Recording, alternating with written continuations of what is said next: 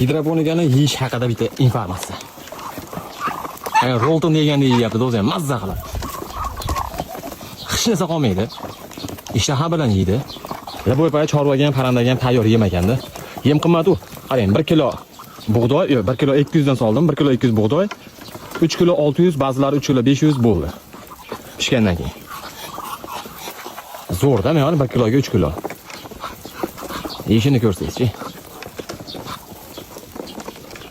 Maza qilib yeyishadi, ham vitamin. Tuxum tug'mayapti, kurk bo'lmayapti degan savollarga mana shu yechim bo'ladi, xudo xolasa. Chunki vitaminda bu, g'ich vitamin ekan. Xo'sh. Kurkularimiz bo'yicha ham bitta informatsiya. Va qorong'iga mana yerda yotibdi. Mana yerda yotibdi. Mana endi joy qilyapti. Mana informatsiya. Yeyish haqida balki kimdir qiziqayotgan bo'lsa, mana xudo xolasa natijasi. Raspakovkani eng kayf joyi. Bitta ko'ringda. Marhamat. Qani tushunchi. Simbamizga she'riy olib keldik. Mana. Nasib bo'lsa, bu ikkinchisi. Sekin-sekinlik bilanda yosh kuzatuvchi ukalarimga motivatsiya o'rnadi. Nasib bo'lsa, ikkita qo'zichoq bo'ldi.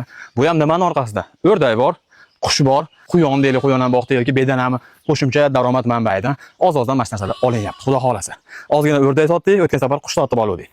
Bitta motivatsiya bilan bo'lishim keldi. Oz-ozdan boshlang, hamma yo'q, sekin-sekin navbat-navbat bilan albatta yurib ketadi, xudo xolasa. Harakatdan to'xtab qolmasangiz bo'ldi. Bitta yeb icharini beraylik buni. Nasib bo'lsa ikkita bo'ldi. Fermingizga baraka bersin. Harakatdan to'xtamay ekan, ishlarga rivoj. Okay. Bismillah. Ancha Simbadan ancha katta ekan. Simbadan hayvon. Boqib olish ja unchalik qiyin narsa emas ekan aslida. Liboy mahallada baribir moli bor, suti bilan shug'ullanadigan qo'yni qo'shni bo'ladi-yu.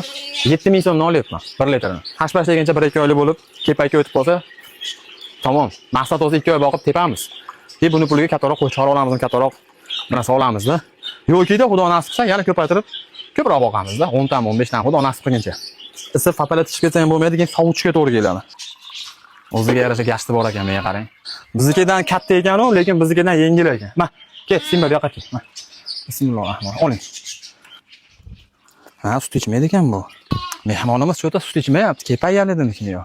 Yoshlarga motivatsiya o'rnatadi. O'rdaklar boqamiz, qushni boqamiz, bolasini sotamiz, tuxumini va uni ham jo'jasini sotamiz.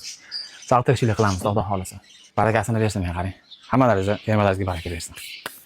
Ma'nisda maqsad nima bolalar? Xo'p, kimda qanaqa jaliba bor? Menga shuni aytinglarchi.